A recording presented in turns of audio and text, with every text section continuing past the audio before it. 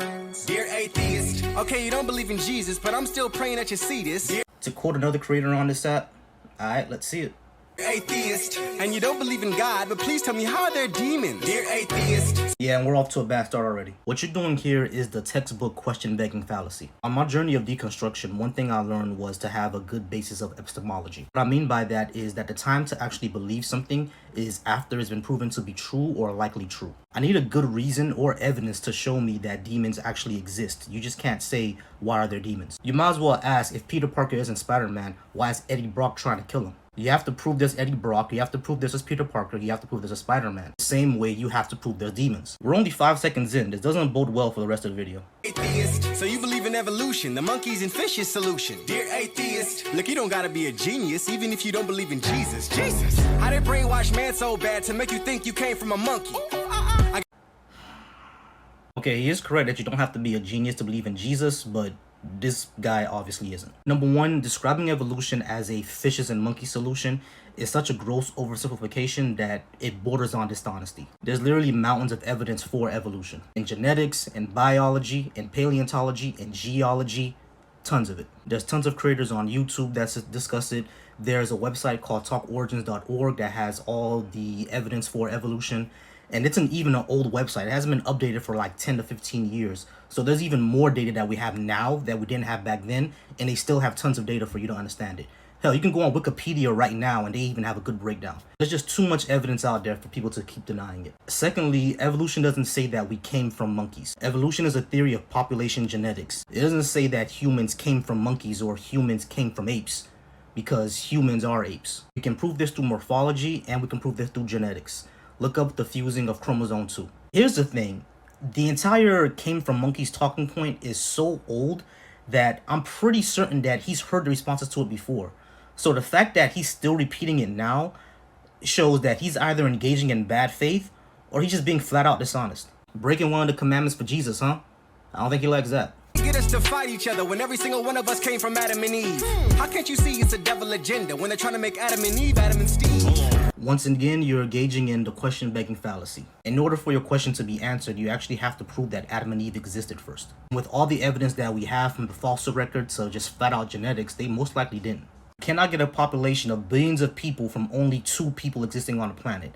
That's just not how genetics works. We know that's not how it works. Plenty of Christians have already taken the Adam and Eve story as an allegorical. Adam and Eve, most likely, I'm going to say I'm 99% sure, did not exist. And then the homophobia that you engaged in is just silly. Number one, another question-begging fallacy, prove Satan exists first. And then number 2, prove he has an agenda. And then number 3, prove that homosexuality explicitly came from him. Hell, doesn't your theology say that God created everything? Doesn't that mean he created that too? This is just getting worse and worse, y'all. Been lied to all our life. Now they want me to call husband or wife. Want me to use exact pronouns, even if it's cat. How that sound? Nowadays. What in the blue blazing hell is you talking about? Ain't nobody telling you to call people cats, Bookie. Number 1, all of us have exact pronouns. Number 2, ain't nobody forcing you to call a husband or wife. I don't even know where he was going with this. Like, someone explain this to me in the comments. They say doctors made a mistake when they say you're a boy or a girl. I would call them a nut, but they might take it as a compliment thinking that they're a squirrel. Daughters make mistakes all the time. Gender is different from sex. Nobody identifies as a squirrel. This is stupid. The devil that's causing collision. If there's a devil, there gotta be a God.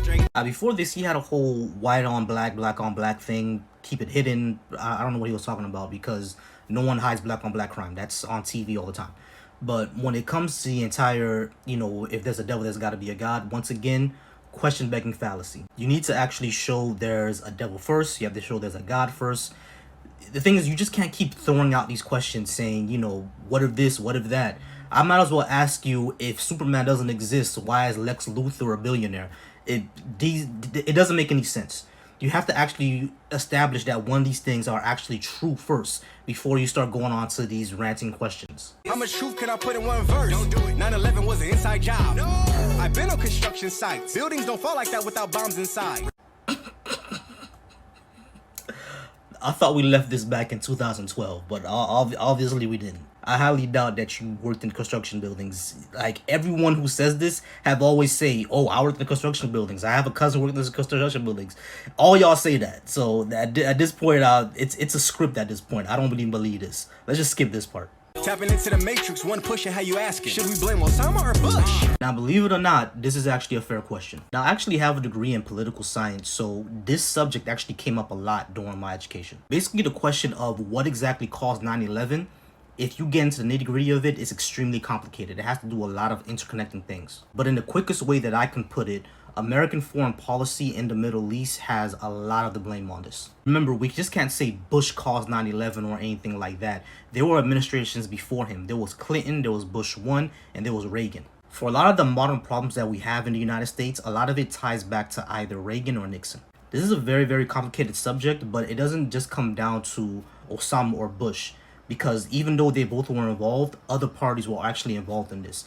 And the biggest culprit is essentially the military-industrial complex and United States foreign policy. Got God missing. How you listen if you don't pay attention? See, now this one I'm going to take as good faith because I've actually heard this from Christians before, and it seems they all genuinely don't understand it. From what I've seen, Christians put God at the center of everything. Nothing in this life makes sense without God existing. For us, it's the opposite. Nothing makes sense if God actually exists. The thing that doesn't make sense the most is the existence of unnecessary evils in this world. You know, childhood cancer, HIV, mass unaliving, war, famine. In the light of how y'all describe God to us, which is an all-loving, all-powerful, all-knowing being, that none of that actually makes sense. So the way that many of us decide morals, decide purpose, decide direction in our lives is through our own values and through our own principles. If you notice, I have these on my left arm. These are actually the principles that I live by in my life, and I'll do a separate video on that. But what I would say is the way that many of us view life is that nothing is watching over us, nothing is coming to save us, nothing is gonna bless us, nothing is gonna help us. So we need to do that ourselves. When I go out and I help the homeless or I give out to charity, I'm not doing this just because God told me to. I'm not doing this because Jesus is gonna bless me. I'm not doing this because I believe that God put it in my heart. I do it because I don't want to see homeless people. I do it because I don't want to see people suffer. Because I want to be homeless and I don't want to suffer. I don't do those things because I think I'm gonna get another jewel on my crown when I get to the city of gold in the sky or whatever. I do it because it's simply the right thing to do. People suffering is a bad thing, and I don't want to see other people suffer, so I want to help those people out. People starving is a bad thing, so I don't want to see people starve, so I'm going to help them out. I decided my own purpose and direction through my own values and principles. I don't need an ancient book to tell me what my values and principles should be. That's how I personally am, and I believe that's how most atheists are as well. It's pretty simple. You can be good without a God. Quiet and you say you a follower. Ain't no such thing as a silent Christian, nah.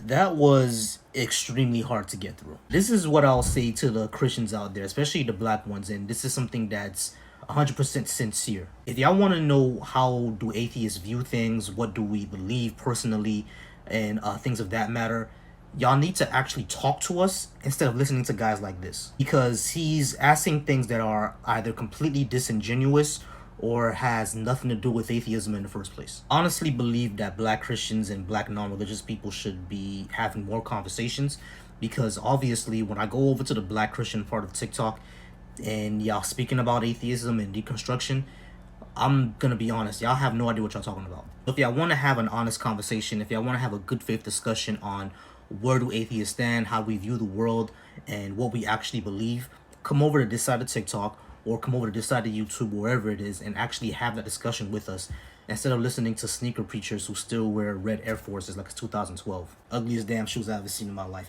Dark is beautiful, y'all. Peace.